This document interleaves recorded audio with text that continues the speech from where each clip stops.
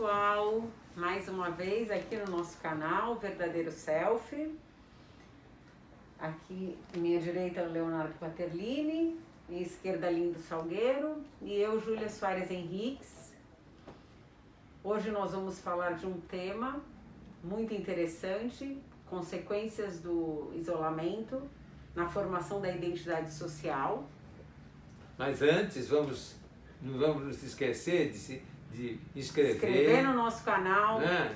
acionar o sininho. O sininho a gente aciona quando se inscreve, vai aparecer o sininho. Aí você coloca lá, todas. E compartilhar, porque sempre tem alguém que precisa escutar aquilo que a gente está comentando aqui Sim. no nosso vídeo.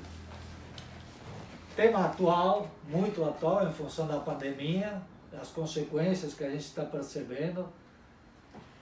E nós vamos começar aí com as crianças e os adolescentes, o quão importante é a socialização dessas crianças, tanto com a família, né, dentro da família, na escola, com o contato não virtual, mas o contato real, que a gente autentica as nossas relações é no contato real, físico.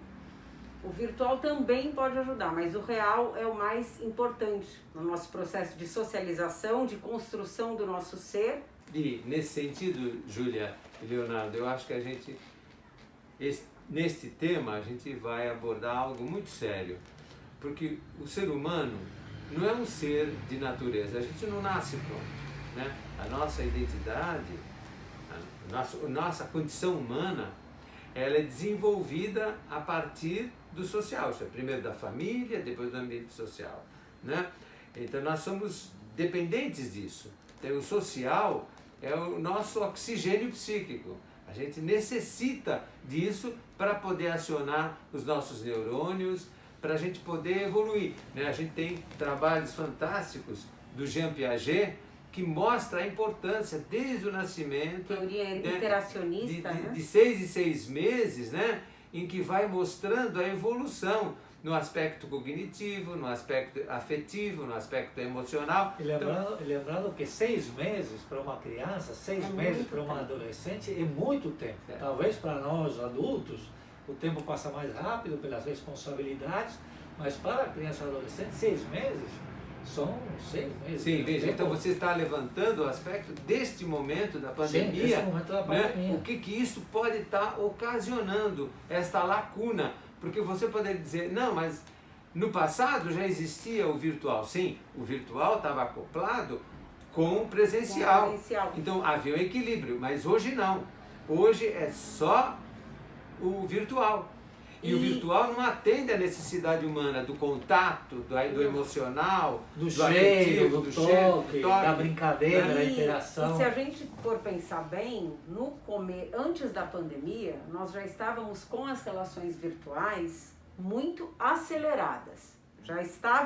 Essas relações virtuais já estavam aceleradas, tanto na família quanto na escola. Já haviam essas questões de entrar com o telefone ou não, se pode ficar dentro da sala ou não com o telefone, que na minha visão, não sei de vocês, mas eu acredito que não seja tão importante utilizar um telefone celular dentro de uma sala de aula.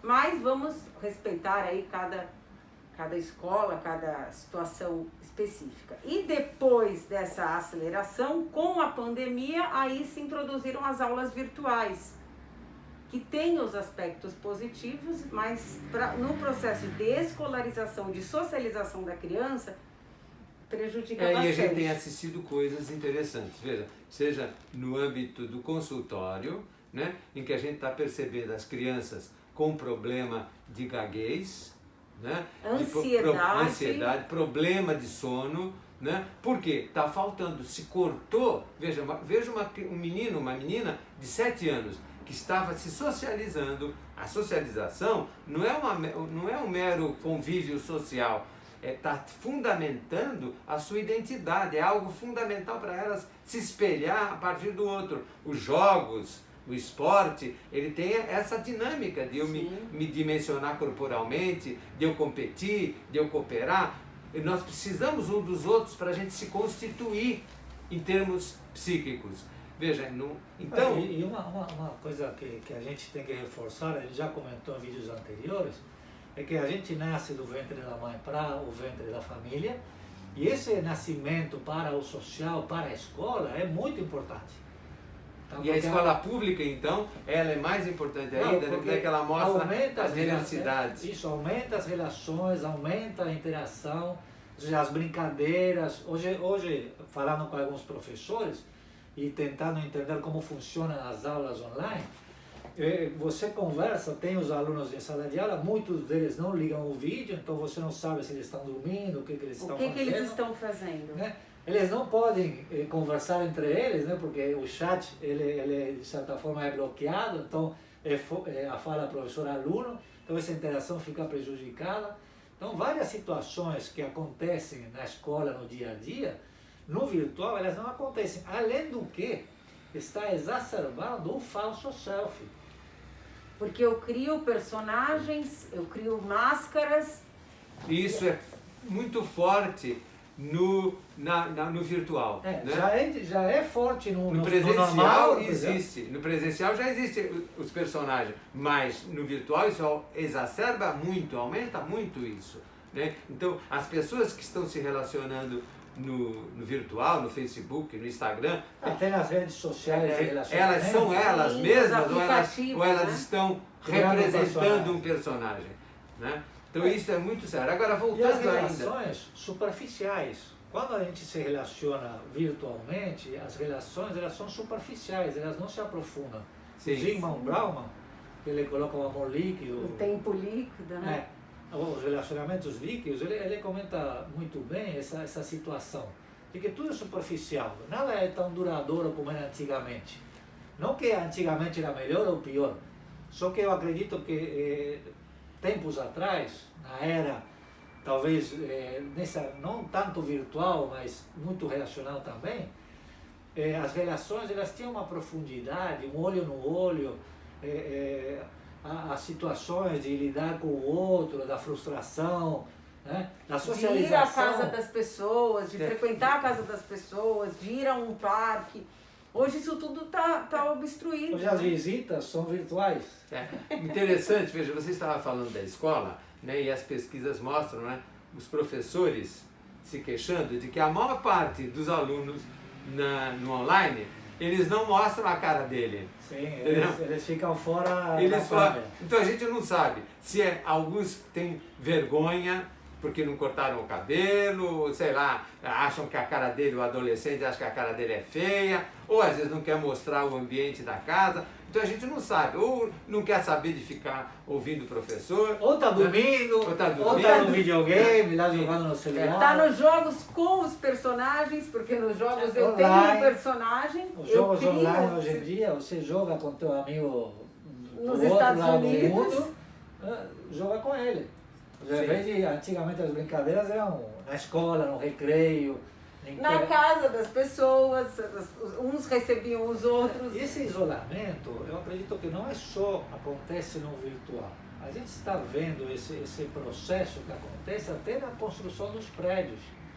Porque eles hoje já têm todo o playground. Então, essa socialização é entre os iguais, a mesma classe social. Não é aquela brincadeira condição. de rua. Não é aquela situação que o Alindo falou da escola pública, onde antigamente e hoje em dia são várias condições, várias situações que se juntam.